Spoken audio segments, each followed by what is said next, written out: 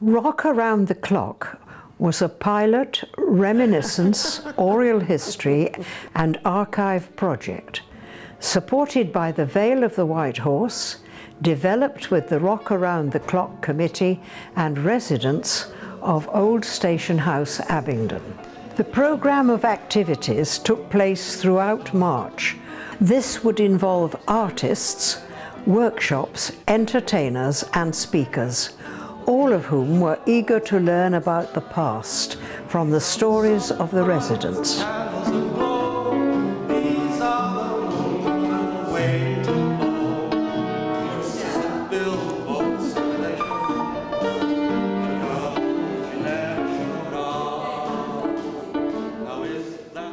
I was called up in 1939 with the first batch of militiamen.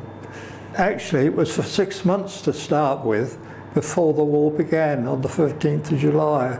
You were like a territorial, but you were there for 6 months to train because the war broke out before it finished. I was in France in the first business. We didn't do any real training in this country. I think Germany went into Austria and that, and the French asked for support, and we went to France untrained, but we were down by the River Somme, so it was down in the south. I wasn't involved in the Dunkirk do. I came out through Saint-Nazaire. It was something we thought was only going to last for 6 months. We didn't realise that international conditions. But I didn't do much fighting. I was lucky. I was down the south, the three of us, and we got to the River Somme this afternoon. We didn't know whether the Germans had all the bridges. The third boy was a Londoner, and he said, "Oh, I can swim." We never heard of him since. Myself and another, in the night, we crept up and we found a bridge with a machine gun on it, but no one there, and we got across, and that's how we escaped. We decided we'd go east. We were overtaken by a small German patrol, and the officer in charge, he came up to us and said, "Hello boys," in marvellous English, and said, "Would you like to smoke?" I said, "We don't smoke." He said, "I expect you're hungry.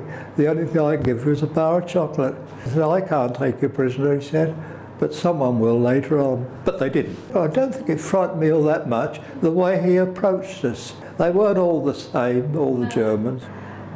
Abingdon was a reception centre, and children from London evacuated here, a lot of evacuees. I was kind of a useful schoolgirl to the women's voluntary service. On the Saturday before war was declared, we had quite a large party of small children from London, and they were received in the Corn Exchange, which is no longer in Abingdon.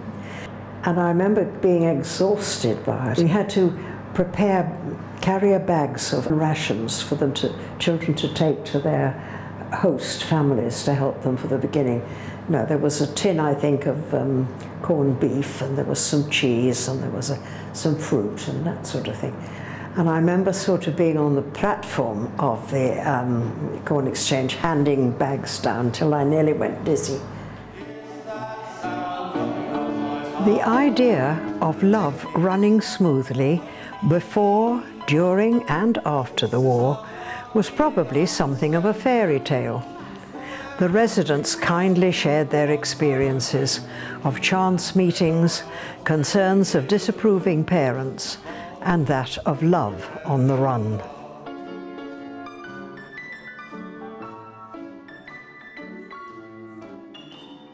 Yeah, we met, took the pictures first time, and we go from there, didn't we, Liz? For it was the first film we saw, musical Easter Parade, Fred Astaire. See, Liz wouldn't tell him because I was young, Liz 5 years older than me, so when we got married, I was 19 and Liz was 25. She didn't tell him the age because she was against that sort of thing those days, so we kept it quiet for a bit. Her brother was playing football for a team in Cullum and I was on the same side, and we met And the following Sunday we made a date to get the pictures in Abingdon, in the old cinema. Got to know her well, and my wife, she thought I was, was rather independent, and not either taken, and I thought the same about her. Then by accident we collided, and for the next 9 weeks we talked and talked and talked and talked and talked. We realised that we were never going to part, but I didn't like proposing to her because the fact was that the war was on, and I would hate to leave a widow behind. But the first letter I got from her, could we get married? And we did. The 10th of January 1942. We were meant to be together. We were so alike.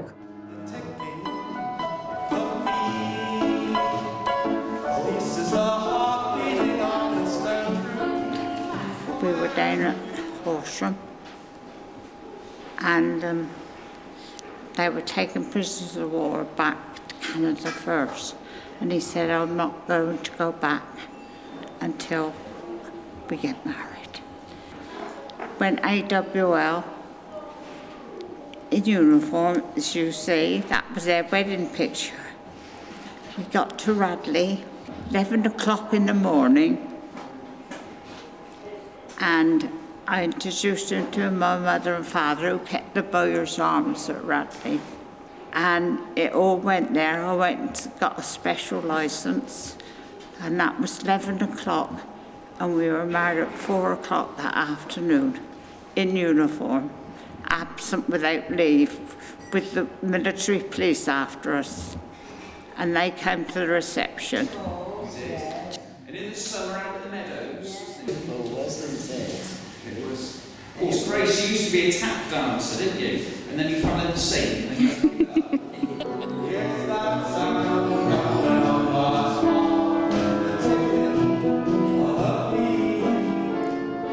Milk bars, there's clubs, there weren't too bad at all, really. Clubs, youth clubs, dancing place to go to. So, it wasn't too bad at all. Mainly dancing, loved dancing, go to dancing. The Corn Exchange, it's, I think it's all pulled down now, is it? It was all right till the Americans came, and then it was this jiving and jigging about, They put spark into it, really. And the cinema, 3 times a week. I've always been interested in the theatre, I think. And of course the cinema played a large part in our lives. There was a big one in Abingdon, a good one. I was rather keen on Leslie Howard. I remember the great ones, like Gone with the Wind and In Which We Serve, all the old wartime ones, yeah. I do remember going to see a film in the Scala, I think it was, or was it the Super? I don't know what the film was, but in the middle of it, it suddenly stopped and a message came onto the screen. And it said that the air raid alert had gone and we could do what we liked, stay or and I was with a fellow student, and I said, well, it's never been Oxford, and then thought that was really was the famous last words. And sort of said, well, I suppose this could be it. And I remember she said, well, we wouldn't be any better off walking up St Giles, would we, in that case? So I remember we just sat on and saw the film.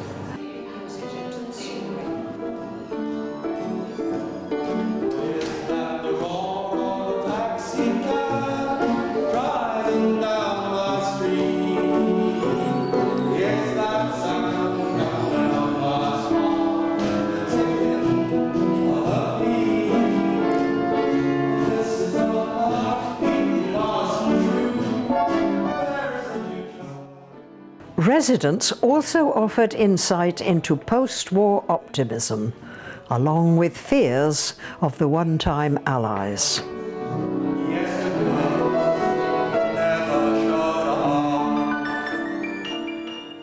I was in the Air Force. I volunteered when I was 21 because I was working on a farm and they wouldn't take farm labourers in them days. So I volunteered, yeah. I was in there from when I was 1948 to 1953. Stationed in Berlin and went on the underground. I was picked up with the Russians and so they kept me. I fell asleep on the underground, you see. We should have got off at Potsdam and we went to Potsdam Platz, one too many. So that took us out of the British sector into the Russian sector, you see. So that's when they grabbed us. But that was all right, we had no trouble with it. The food wasn't very good, you know. I've never eaten the fish since. They kept me there a week, they interrogated us every day. What did I do? How far I lived from Harwell Atomic? Did I ever work there? They interrogated, and there was always women interrogators. We was in one room all the time, one big long sofa, and all three of us had to stay on that all the time for 8 days or 9 days, I think we was there. And we had to just sit on there all day, and at night they put us into 3 different cars and drove around.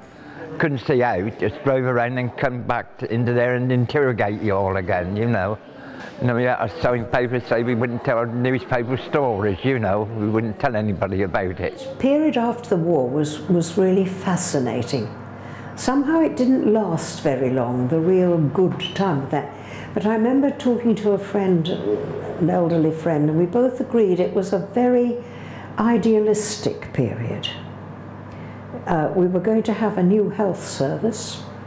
That was being talked about, and we were going to have a new education system.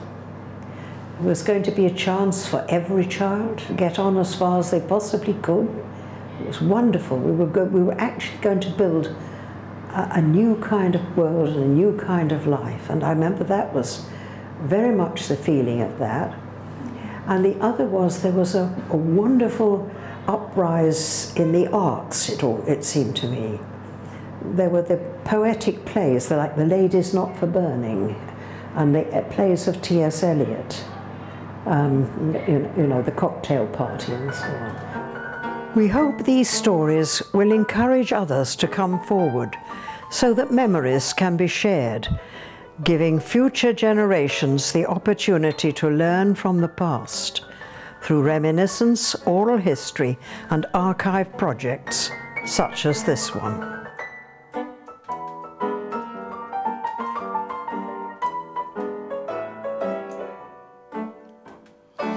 Is that the roar of a taxi cab driving down my street? Is that sound coming up the drive, the ticking of her feet? This is the heart beating honest and true. Where is the future? One time I knew. There go my hopes drifting into the blue, for the girl never showed up.